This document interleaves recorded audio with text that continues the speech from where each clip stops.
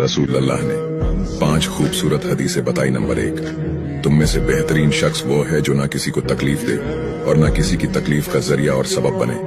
Number 2, जो शख्स दिन में 10 मरतबा सूरतुल इखलास पढ़ेगा, यानी कुल हुवल्लाहु अहद, ये पूरी सूरत पढ़ेगा, अल्लाह ताला जन्नत में उसके लिए महल बना देंगे। नंबर 3, जो शख्स हर फर्ज नमाज के बाद 1 मरतबा आयतुल कुर्सी पढ़ने का मामूल बनाएगा तो उसके और जन्नत के दरमियान सिर्फ मौत का फासला होगा, यानी वो शख्स मरते ही सीधा जन्नत में जाएगा। नंबर 5, जो शख्स घर से निकलते वक्त ये दुआ पढ़ेगा, बिस्मिल्लाहि तवक्कलतु अला अल्लाह ला हौला वला कुव्वता इल्ला बिल्लाह, तो अल्लाह ताला शैतान के शर से उसकी हिफाजत फरमा देता है और जिस काम को वो निकला अल्लाह ताला उसमें आसानी पैदा फरमा देता है।